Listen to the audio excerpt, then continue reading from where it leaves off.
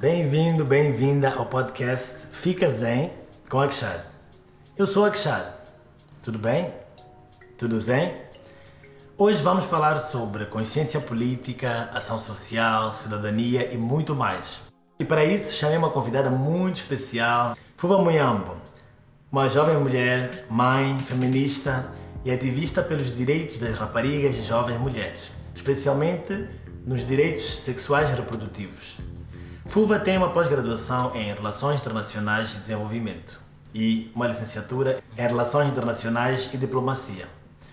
Ela foi participante do Programa de Desenvolvimento de Jovens Líderes da Fundação Friedrich Ebert e também é membro de movimentos feministas globais e redes de jovens.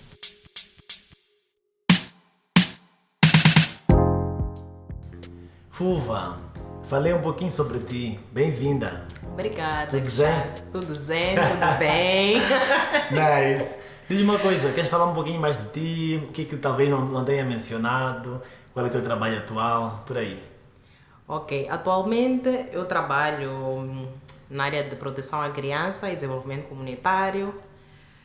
Gosto muito do meu trabalho porque perspectiva de desenvolvimento comunitário sim, mas no sentido de criar meios de vida para a população, mas tenho as crianças como centro. Então desenvolvo atividades de consciencialização, sensibilização para os direitos da criança, para a proteção à criança, mas ao mesmo tempo criando meios de vida na comunidade que possibilitem que essas crianças possam crescer em pleno, desenvolver e ter algum progresso.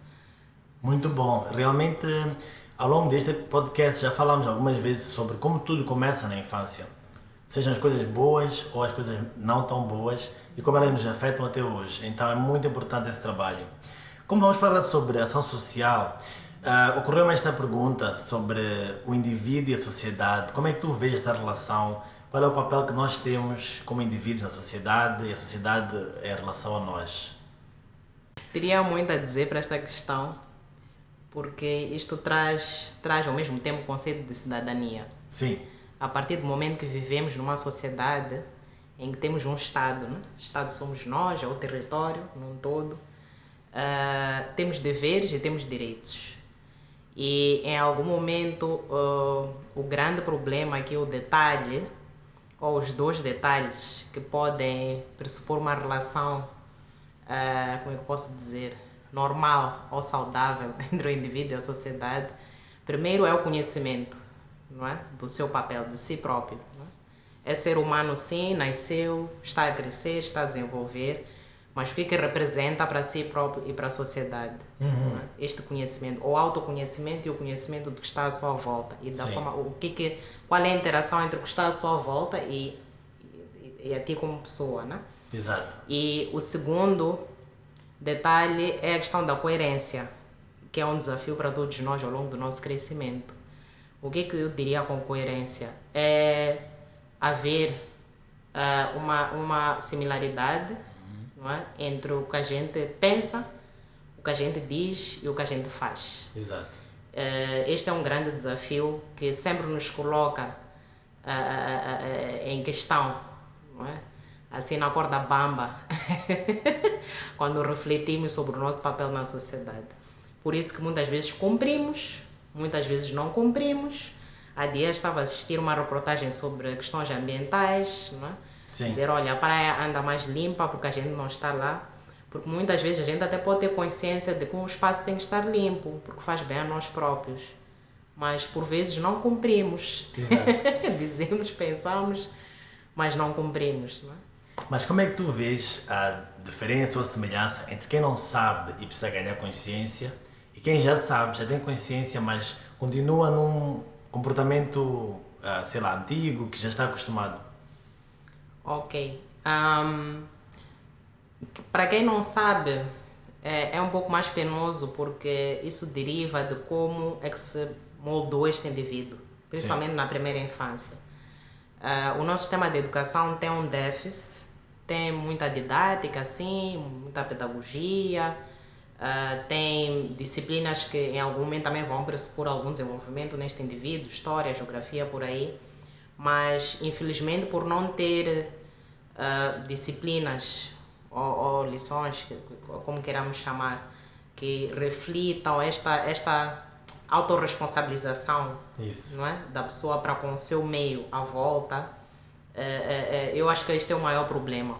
Porque a pessoa, se não tem contato com isto em terra e idade, e muito menos em casa, não vai poder participar como se espera que participe.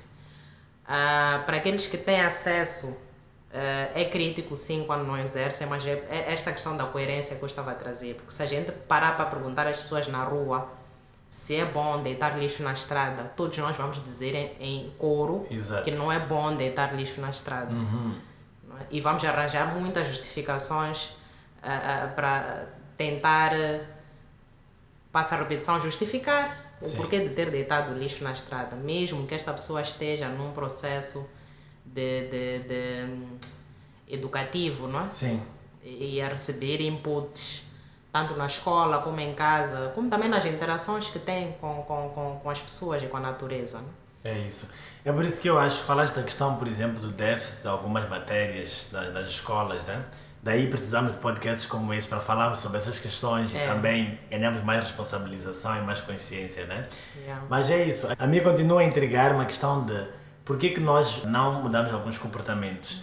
Mas antes disso, eu gostaria de saber então, por seres ativista social, qual é a função do ativista social? O que é que tu fazes assim concretamente? Ok. Primeiramente dizer que o ativista social tem uma maior responsabilidade em garantir esta coerência de que eu falava.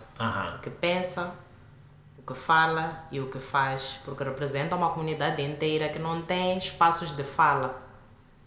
Não é? Exato. Não tem espaços de fala, não tem preparo suficiente e principalmente não está ao mesmo nível de consciência que eu adquiri, não é? Durante uma militância toda, Isso. seja em movimentos sociais, numa perspectiva de associativismo, ou mesmo até na escola e na igreja, que são outros meios em que as pessoas de formação em que as pessoas se constroem como ativistas. Então, se nós representamos uma população inteira que não tem meios, não tem acesso e não tem a capacidade intelectual que a gente tem para expor problemas, para interagir, debater, fazer frente, toda esta sociedade estará prejudicada. Então, em algum momento, o papel do ativista é garantir que estas pessoas possam também entrar para um ciclo de consciência em que se percebam cidadãos e exerçam a sua cidadania em pleno. Portanto, é uma grande responsabilidade. E como é que defines a cidadania? Porque já usamos o termo algumas vezes. Como é que defines a cidadania? Eu defino cidadania como um conjunto de direitos e deveres numa sociedade democrática. Ok. Não é? Em que a gente pode exercer. Sim. Podemos cumprir com deveres, mas também podemos exercer. Por que eu digo democrática? Porque a cidadania é um conceito que vem com a Carta das Nações Unidas relativa aos direitos humanos, não é? Num período pós-Segunda Guerra Mundial. Durante a Segunda Guerra Mundial houve várias violações de direitos, mexeu-se com a dignidade do ser humano como tal, e as Nações Unidas compreenderam que deveríamos construir uma maneira diferente de estar em sociedade. Sim. Que os Estados deveriam, de certa forma, abrir mais espaço para a participação dos indivíduos como tal, participação em termos de atos, mas também participação em termos de fala. Sim. Não é?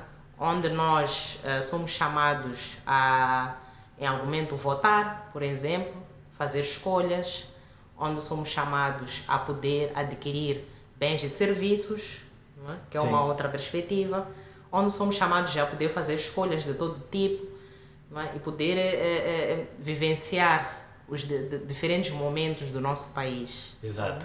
Muito bom. Uma das partes onde eu também sinto que há um déficit em relação ao conhecimento sobre o assunto é a política. Eu falo por mim mesmo. Durante muitos anos eu entendi a política apenas como o que acontecia na altura das eleições. Temos que votar no candidato que nós achássemos que nos poderia representar. Mas o que há além disso na questão política? Gostaria que falasses um bocadinho mais sobre a consciência política, a nossa responsabilidade, os nossos deveres, os nossos direitos dentro dessa temática. Ok.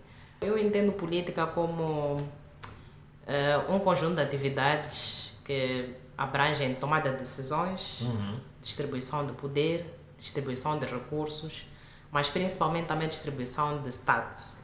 Hoje em dia a gente fala assim, de ânimo leve, eu sou de classe média, eu sou de classe alta, eu sou de classe baixa. Sim. Em alguns países isso até é mais sonante, né? As pessoas falam com mais propriedade porque realmente têm consciência de que há esta distribuição de classes. Mas esta distribuição de classes não há só em países desenvolvidos ou subdesenvolvidos. Há em todo lado onde nós temos um Estado. Sim. Não é? Território, pessoas, instituições, por aí. Então, quando nós falamos de distribuição de estados e de recursos e de tomada de decisões, tudo isto é à volta do cidadão, à volta de nós como indivíduos. Ok. Não é? Então, todos nós somos seres políticos, atores políticos, porque o grupo que faz a política, que neste caso é designado como governo, Sim. vai tomar decisões que vão afetar diretamente a nossa vida como pessoas. E se nós não estamos a par, não participamos primeiro, escolhendo este grupo, Sim. é aquele processo de contrato social onde são chamados, onde há eleições, são-nos mostrados vários manifestos, não é? Sim. E temos a possibilidade de escolher qual é o melhor manifesto que vai dar chance de nós conseguirmos exercer a nossa cidadania em pleno.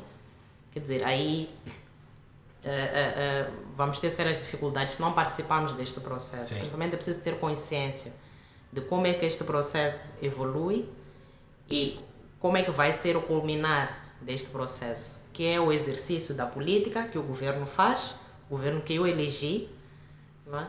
Mas a grande particularidade aqui, Sim. neste processo todo, principalmente em países como o nosso, Sim. Moçambique, onde estamos neste momento, é que quando já está-se a fazer política, estamos em processo, estamos em sistema. Sim. Não é? Tem um ator chamado David Easton, que fala de sistemas políticos e que explica esse processo, principalmente dos inputs. Os inputs quem faz é o cidadão, somos nós como cidadãos. Nós temos uma expectativa sobre um governo, sobre um grupo que se designa político e que vai tomar essas decisões e distribuir os recursos. Sim. Quando nós temos essa expectativa, há um processo de incubação, não é? E também de, como é que eu posso dizer, de desenvolver daquilo que foram os nossos inputs. Qual é esse desenvolver? É a distribuição dos recursos, Sim. não é? Onde, de certa forma, constrói-se escolas, hospitais, elabora-se políticas públicas que também vão afetar diretamente a nossa vida. É sobre isso mesmo que também gostaria de falar, porque, como falaste, nós temos atores políticos. O que isso significa? Que ações políticas nós podemos tomar no cotidiano, fora dessa perspectiva mais de eleições, por exemplo? Quando eu disse que somos atores políticos, é porque muitas vezes nós entendemos como ator político quem exerce política num governo. Sim. Há um conceito que é sempre confundido. Eu sempre vejo as pessoas a falarem em televisão, rádio, em conversas informais. Porque o Estado. O Estado somos todos nós. É isso. E é muito crítico quando a gente não tem consciência disto. Uma coisa é um governo. O Estado integra nós também. Quando falamos do conceito de Estado, integra o cidadão comum. Nós somos parte. E por que eu digo que nós somos parte? Porque neste processo de sistema político que eu estava a explicar, há um processo de output. O output são essas políticas públicas que são formuladas. O output são os recursos que são distribuídos. E se de alguma forma eu tiver carências básicas, em decorrência destas políticas públicas mal formuladas, desses recursos mal distribuídos, ocorre um processo que se chama de politização de relações sociais. Ok. O que é politização de relações sociais? É uma fase em que eu, como cidadão, passo a discutir questões de interesse político. Sim. É uma fase em que eu, como cidadão, passo a ter preferências. Passo a dizer, não, eu não quero este governo, não deu certo, eu quero outro. Eu quero ter outra opção de escolha. Sim. Não é? Então, este processo de politização das relações sociais até pode integrar uma perspectiva um pouco mais pacífica, em que eu discuto informalmente, formulo opiniões assim de forma pública, ou então eu abro uma associação onde temos jovens e tornamos um grupo de pressão, ou formulo um outro partido político, mas também pode ocorrer de forma um pouco mais, não digo severa, né? Mas contundente, em que a gente faz greves, Sim. onde a gente reivindica, a gente faz manifestações por aí. Então, isto já dá a entender que nós somos seres políticos. Daí também a importância da democracia, como ias falando antes, né? Exatamente. E talvez para esclarecer, porque as pessoas podem pensar, este podcast tem a ver com estar zen, qual é a relação sobre isto? Nós temos a parte interna, obviamente, que nós vamos também ganhando consciência, mas não dá para negar que os fatores externos também vão determinar até o acesso que nós temos a informações como essas de como ficar bem, né? Então, como é que tu vês esta relação entre informação, acesso à informação, direitos, acesso a direitos e coisas que vão, de certo modo, garantir o bem-estar individual e também social Ok. das pessoas? Eu poderia responder isto com uma experiência muito básica que eu vivo, em como pessoa que lida com as comunidades no dia a dia. Sim. Não é? Só para terem ideia, o faltar comida básico numa casa, já cria vários déficits, não só de saúde, mas também intelectual. Não é? Esta pessoa não estará preparada o suficientemente para questionar nada, para opinar nada, para participar zero. Sim. E em algum momento, esta pessoa como cidadão, não é? Teve a chance de fazer escolhas, mas às vezes a pessoa faz uma escolha, né? Pode Sim. até depreender que esta escolha foi errada, de Sim. acordo com os outputs que receber, mas também não tem preparo suficiente a nível do sistema que lhe propicie pensar diferente e tentar encontrar formas de escolher melhor ou de participar melhor. Porque, por outro lado, tem essa questão da participação, eu chamo de criação de alternativas, de enfrentamento. Um povo que não tem informação de que é cidadão e que participa, de que é ator político, não está preparado para criar alternativas de enfrentamento. Por isso que sempre ouvimos aquela crítica, porque eu estou à espera, eles têm que fazer. Em sociedades onde já se compreende que eu participo, Sim. as pessoas criam alternativa de enfrentamento para desemprego, Exato. não é? Que é uma coisa básica. Porque o estar bem é poder garantir que mesmo diante de dificuldades, e o sistema político é uma coisa que não muda, é uma Sim. constante, só muda de atores lá dentro, mas o sistema é o mesmo. Podemos ouvir um discurso ou outro de alguém que vai fazer melhor, de alguém que vai, em algum momento até para ter uma relação, para as nossas relações ou para esse processo de politização de relações sociais ser pacífico, há governos que vão abrindo mão de uma e outra coisa que são as nossas aspirações como povo, por exemplo. Podem dizer que, olha, a partir do meu ano de governação, não é? Toda a comunidade LGBT passa a estar livre no meu país. Sim. Ou todas as mulheres passam a ter acesso a emprego condigno, a um salário condigno. São aberturas para haver uma relação pacífica entre nós como cidadãos e o governo. Mas isto não quer dizer que o sistema político assume estas coisas como algo próprio, que se está a se apropriar. Sim. Não é? Mas questões básicas como políticas públicas vão propiciar acesso a serviços básicos, passa a repetição, como saúde, educação.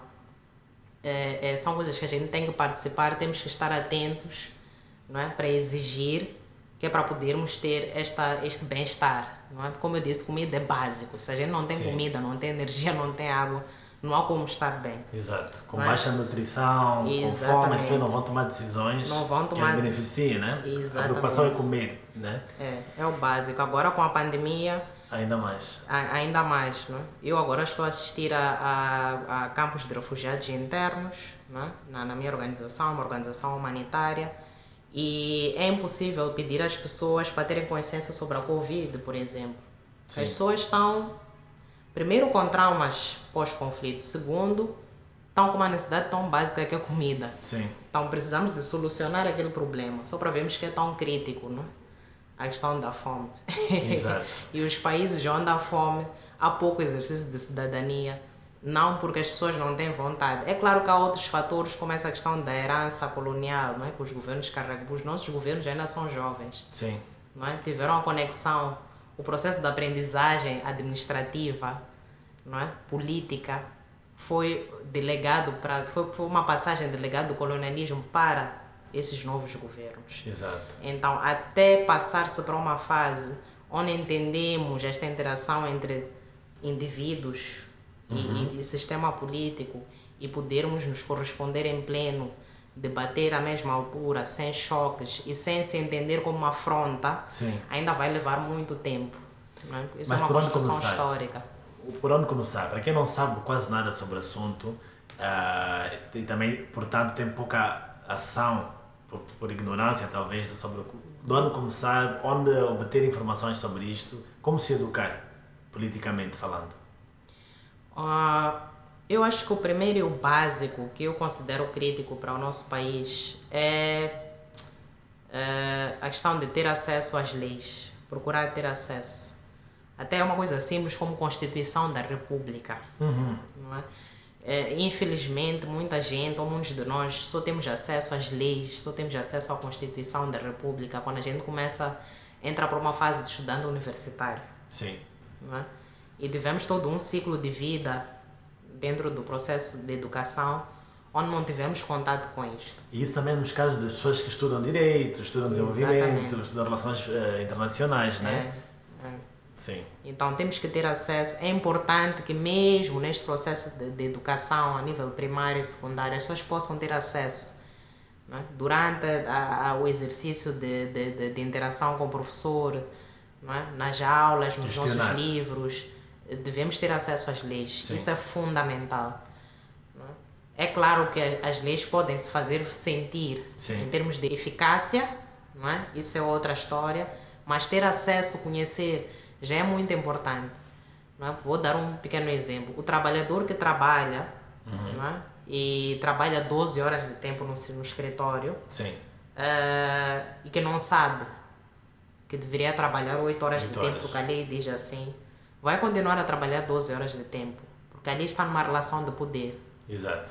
E não sabe que tem uma lei que lhe protege, que tem instituições para onde pode correr e denunciar qualquer atropelo que o seu patronato pode estar a fazer Sim. durante esse processo de exercício laboral. Então é importante conhecermos as leis, sobretudo. Mas também é importante, em algum momento mesmo conhecendo as leis, termos este processo de coerência, né? Eu costumo sempre dar este exemplo quando eu falo de nós mulheres. Porque muitas vezes o que acontece? Nós temos leis que nos protegem como mulheres. Temos a Lei 29/2009, que é a Lei contra a Violência. Sim. Não é? E esta lei já dá a prerrogativa de nós podermos denunciar, pelo menos nos explica. Não é? Porque o interessante das leis é que elas explicam. Também são educativas. Exatamente, são educativas e vão até o detalhe. Não é? E vão até o detalhe. A grande fraqueza é não ter uma linguagem amigável, acessível a populações mais... com limitações a nível de educação. Não é? Então, esta é que é a grande limitação das leis. Mas para quem tem um nível de escolaridade um pouco mais elevado, para quem fala a língua que está na lei, que Sim. basicamente é português, é fácil de compreender o que está lá. E a lei contra a violência, ou melhor, a lei 29/2009 é clara com relação a todos os tipos de violência, até patrimonial. Até patrimonial. Sim. Até a patrimonial. Que seria o que neste caso, para quem não sabe? Violência patrimonial é um momento quando um dos parceiros como é que eu vou dizer, não propicia condições básicas, não é? De vida para a sua família. Sim. Não é? Aqueles casos em que o parceiro não declara o salário, não tira o salário para casa, não sustenta os filhos, não sustenta a esposa, ou não sustenta o marido, não sustenta os filhos. Quer dizer, um lado tenta sempre ocultar E pode manipular os recursos, o outro lado através dos bens, do património, exatamente, do dinheiro. sim, principalmente, né? Quando o pai não faz assistência aos seus filhos, mesmo em casos em que está separado da mãe, Sim. não é? Em algum momento todas estas particularidades que nós vivemos dentro das nossas famílias pode constituir violência e nós não sabemos, e não sabemos para onde recorrer, mas muitas vezes até sabemos, mas há sempre um desafio, o desafio de denúncia. Sim. Não é? Que é um desafio básico que nós vivemos. E outra coisa, às vezes as pessoas só descobrem quando estão a passar por uma situação idêntica e por uma questão de necessidade. Quando já estão lesadas e dizem assim, ok, isto não devia ser assim, e aí buscam aprender sobre as leis. Como é que nós poderíamos, sem ter que chegar ao ponto de estarmos lesados, de não estarmos mais bem, né, assim por dizer, aprendermos? Como é que tu incentivarias as pessoas a a ganhar interesse por esses assuntos que são tão importantes? Em algum momento, ganhar interesse tem várias formas, né? Eu acho que nós participamos de formas diferentes, mas para além de procurar ter acesso às leis, procurar conversar mais, né? Procurar saber, em algum momento eu costumo dar um exemplo, às vezes, assim, de formas de estar na sociedade, né? Nós pouco visitamos museus, pouco visitamos instituições. As instituições não estão com as portas fechadas. Sim. Para a população. A Assembleia da República tem dias de visita. Os museus têm sempre, né, dias de visita. Os ministérios são acessíveis, né? As bibliotecas estão acessíveis. Então, em algum momento, são espaços onde a gente pode aprender mais sobre o nosso próprio país, sobre como se faz política no nosso país, como se exerce cidadania no nosso país. Em algum momento também, nós, principalmente os jovens e adolescentes, poucos de nós assistimos telejornal, que é uma coisa básica. Desde a minha infância, na minha casa sempre foi obrigatório assistir ao telejornal. Deu 20 horas, a pessoa está sentada, em silêncio, a assistir ao telejornal. Mas uma pergunta provocativa assim, em relação a isso. Porque há pessoas que não assistem às notícias porque sentem que as notícias já estão numa única direção e que essa liberdade, por exemplo, que falávamos de ter outras opções e saber de outras escolhas, às vezes não é passado, não é proporcionado durante o telejornal. O que é que tu sentes em relação a isto? É claro que temos esta fraqueza, né? Porque os mídias também, em algum momento, pelo garante da audiência, às vezes acabam sendo assim um pouco sensacionalistas, não é? E muitas vezes até parciais demais. Sim. Não é? Isto é uma fraqueza, claro, que muitos países têm, mas principalmente pela forma como se faz a política nos nossos países. Não é? Esta é que é a grande fraqueza.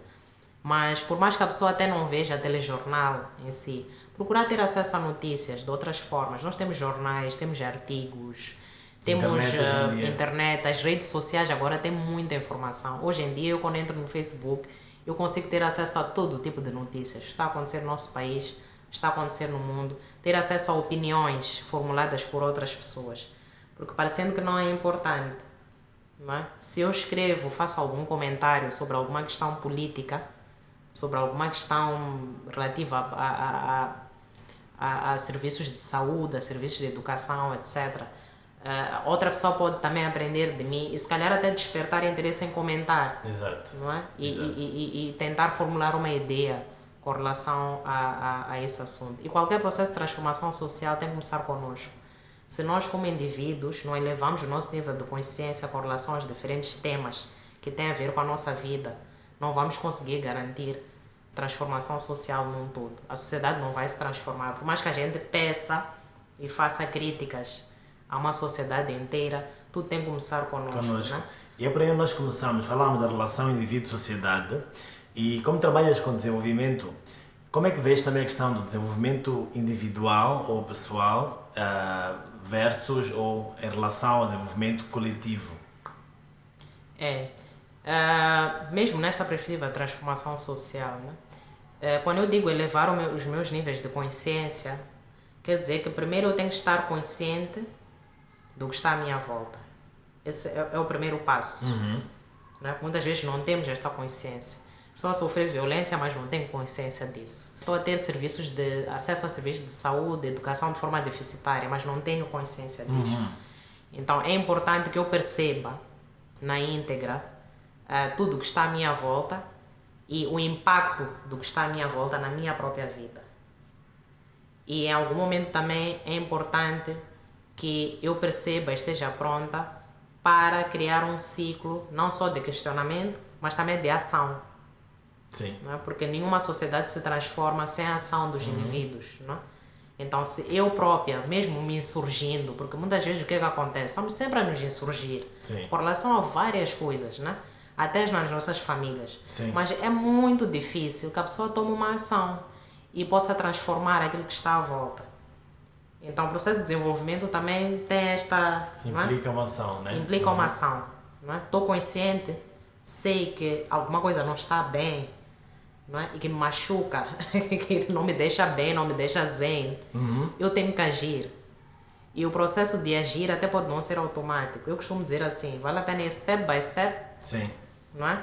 Mas a ação ser efetiva. exato. Porque eu estive consciente e eu entrei por um ciclo de reflexão, não é? Para a minha ação e que vai propiciar uma ação que seja genuína, não é? Que eu esteja bem com essa ação, que não Isso. seja por ser, como é que eu posso dizer, obrigado ou por passar por pressão, não, porque eu estou consciente, não é? Exato. Esta coisa da pressão é uma coisa muito perceptível na nossa sociedade a vários níveis, até para nós como jovens. Nós somos pressionados a muita coisa, somos pressionados a entrar para padrões sociais Exato. que nos possibilitem ser aceites, não é?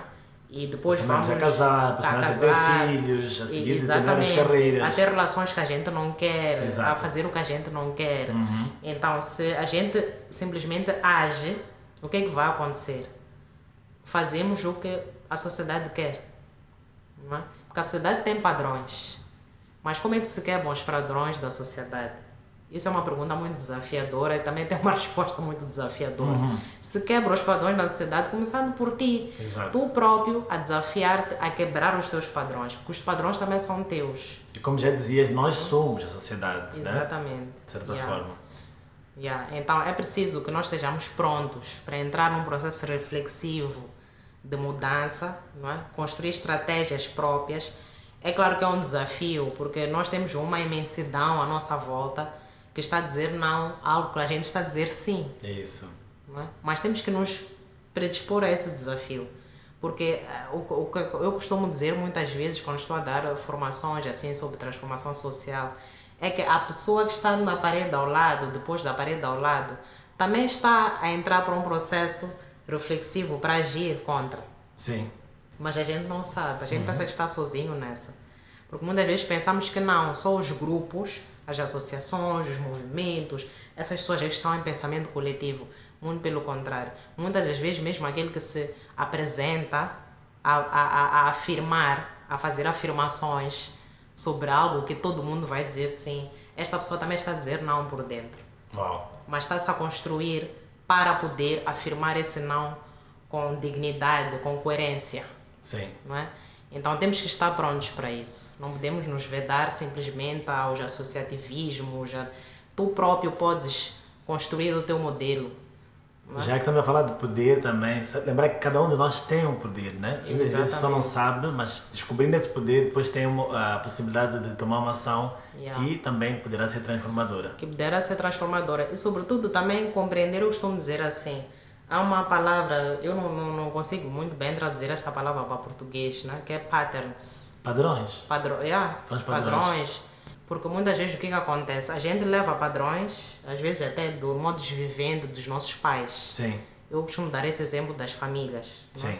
Porque que acontece? Tu cresceste, vou entrar para o lado das mulheres, tu cresceste com uma mãe que foi puramente submissa ao marido, que teve um casamento de 30 anos, que em algum momento, como fazem muitos casais, os seus pais não discutiram à tua frente. Né? Tu cresceste com uma mãe que se dedicou à família, e que foi mãe para os filhos e foi esposa para o marido. E te vês num casamento abusivo, numa nova era, de mais globalização, de mais exposição, te vês num relacionamento abusivo e continuas num relacionamento abusivo com a esperança de ter o mesmo relacionamento que a tua mãe teve. E a levar os mesmos padrões comportamentais que a tua mãe levou e foi moldando durante a relação dela. E vais te prejudicando, né? Entras num ciclo, o ciclo abusivo vai se intensificando até que tu te apagas. Não é? Porque muitas vezes é desafiador quebrar este... Não é? Sem falar da questão da codependência, que já é um outro tema muito vasto. Sim. Mas que também nos impede de sermos... já abordamos também no episódio passado. Nos impede de ser pessoas que possamos, porque infelizmente mesmo, estas passagens de legado dos padrões ou patterns, como eu dizia, esta codependência que nós temos com relação aos nossos familiares, amigos, até parceiros, também dificulta que a gente possa ter, como eu posso dizer, exercer em plano alguns papéis na sociedade. Porque está tudo associado. Boa. Não é? Então, depois dessa, vamos dar um tempo para refletir, para absorver isso. São coisas também muito fortes e que temos que nos abrir a essas ideias e permitir, né? Porque não estamos sempre acostumados a isso. Yeah. Por isso, vamos fazer uma pausa para a meditação agora. Ficamos um bocadinho mais zen e absorvemos também e despertarmos o nosso poder pessoal também. A meditação de hoje chama-se Despertando o Poder Pessoal. Nesta meditação, vais te conectar com a Terra e com o universo de um modo geral. Vais te conectar com a tua parte individual e com o todo. Quando nós acessamos o nosso poder pessoal, dependemos cada vez menos que alguém nos empodere.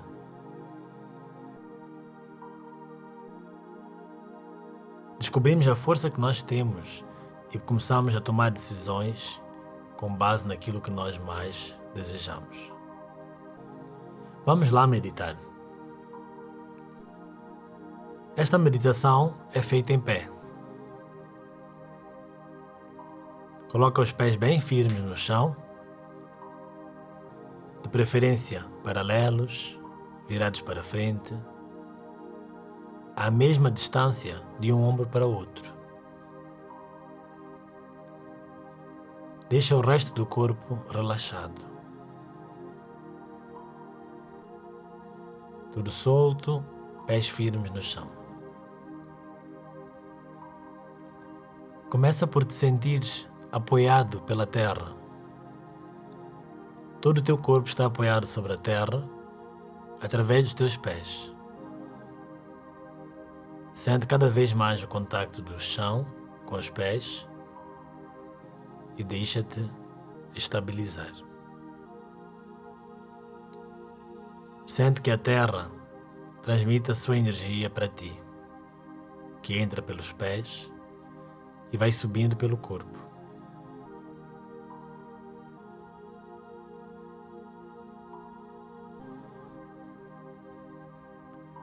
Agora traz a atenção para a cabeça.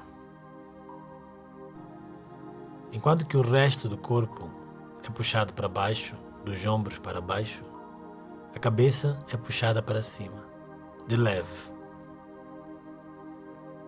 Os pés conectam-se à terra e a cabeça aos céus.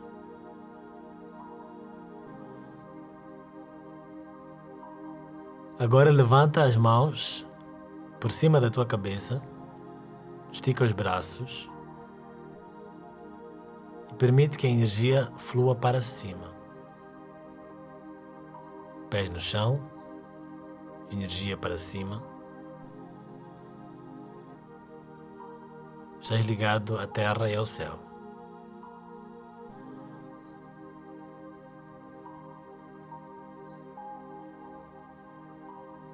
És um pilar de energia, um pilar de poder.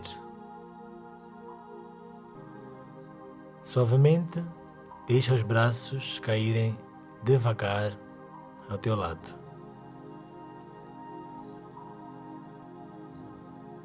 Respira fundo e enche a barriga. O teu centro de poder pessoal é o plexo solar, na região do estômago. Deixa que o ar entre e enche a barriga. E ao respirares para fora,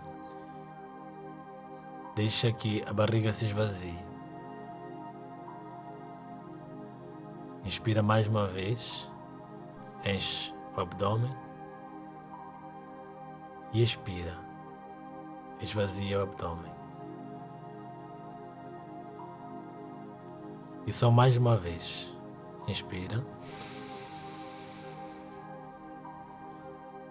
e expira.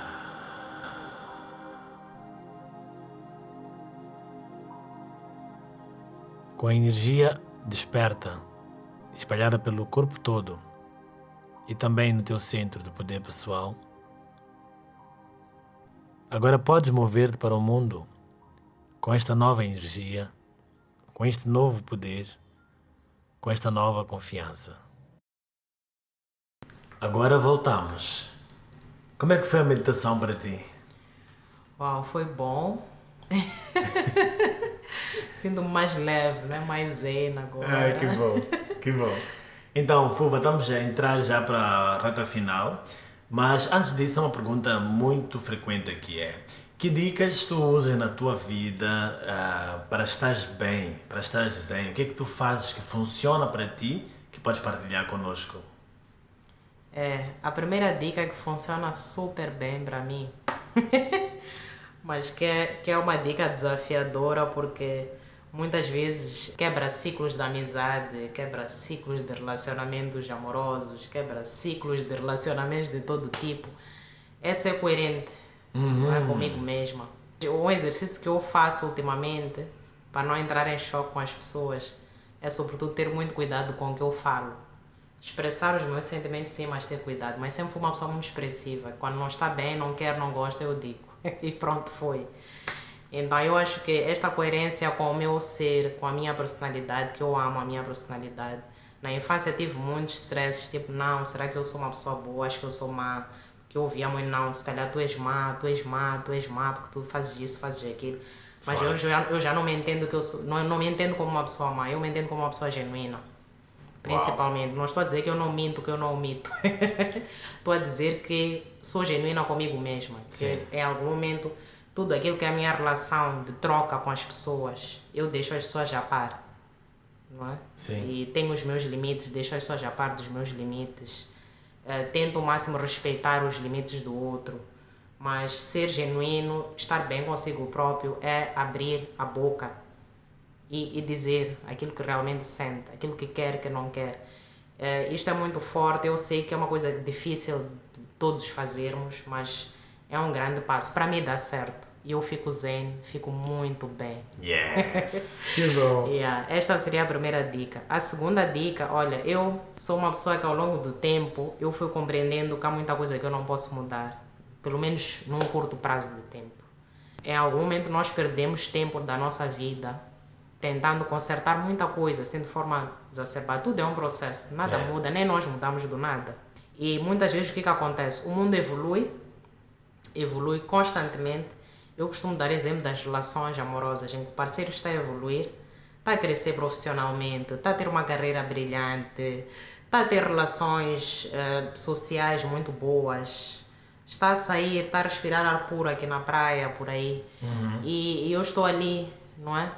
Fechada e sem aproveitar nada da vida, né? Eu sempre fui uma pessoa que procura se ocupar muito, sempre me ocupei. Isso também ajuda. Isso também ajuda, ocupem-se.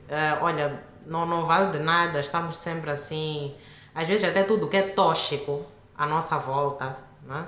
Às vezes são notícias más, às vezes são parceiros tóxicos, às vezes são pessoas tóxicas. Energias negativas, nós podemos afastar essas coisas se estivermos ocupados. Leiam livros. E em relação a isso, a ideia é mesmo essa. Tens algum livro ou alguma outra obra que te podias recomendar para nós? Olha, eu poderia recomendar várias sobre o tema de hoje, que foi política, cidadania, né, sistema político. Eu tenho 2 autores que gosto bastante, porque exploram muito estes conceitos e falam muito também de questões sociais. O primeiro é Jacques Lagroix, que é um francês. Ele tem um livro assim bem grandinho, mas ele tem artigos também na internet. Então, se forem acessar Jacques Lagroix, vão encontrar muita informação sobre política, né? Politização e por aí. E David Easton, que é uma pessoa também que escreve muito sobre política, mas que também fala sobre este processo de interação, população e atores políticos, que é muito interessante. Vai nos levar a compreender muito essa perspectiva de movimentos sociais, do porquê, não é? Que às vezes há desafios nesta relação entre nós como cidadãos comuns e atores políticos ou governos. Então, mas assim, obras para estar zen, ficar bem. Gostaste desse slogan, né? Eu tenho um livro, tenho a Adriana Santana, que eu gosto muito de ler os livros dela, mas há um livro que eu estava a ler há pouco tempo, que Nunca Foi Sorte, que eu acho que é um livro pequeno, mas que ensina muito, não é? sobre superação, principalmente sobre superação. Boa. E gosto muito também da Yala Vazante. Eu sei que às vezes é um pouco aborrecido estar a folhear livros e que principalmente agora, durante a pandemia, estamos sempre conectados à tecnologia. Eu acho que a Yala é uma pessoa super para escutar. Sim. Não é? Diz muita coisa. Eu às vezes acho que ela está a fazer um punchman, mas ela diz muita coisa que a gente precisa escutar. Isso. Tem alguém também que é uma pessoa moçambicana, não é, que eu gosto muito da maneira de pensar da pessoa. É uma pessoa super bem espiritualizada, super bem consciente, não é, sobre as coisas, que é a Marta Mutluli. É uma pessoa super também que eu aconselho. Ela é pastora, é religiosa, mas eu muitas vezes até desconfio que não. Porque ela é super transversal e super moderna, super zen. Multidimensional, né? Boa. Então, e também, olha, acompanha o podcast. Fica bem, fica zen. É verdade. Também vai trazer muita coisa boa. E pronto, tem muita. Podia que devagar, né? É isso. Podia que devagar. Eu gosto muito de ler. Agora estou a tentar os audiobooks porque tenho um bebê. Tenho muitas tarefas a fazer. Às vezes é um pouco difícil, logo porque rasga uma folha, rasga outra. Então estou a tentar solucionar com os audiobooks, que é uma boa opção. Sim. Aposta. Yeah. Muito bem, obrigado, Fuva. Foi uma conversa super interessante, educativa, divertida e espero que venha mais vezes também. Thanks. Muito obrigada. Foi muito bom também. Boa. Yeah. E agora os créditos. MLVN na produção e edição deste podcast e Ini on the Track pelos beats. Ambos com uma vibe muito zen. Manda os teus comentários, sugestões e questões sobre meditação e bem-estar para anandakshar222@gmail.com e vou responder na primeira oportunidade. Até a próxima. Até lá, fica bem, fica zen.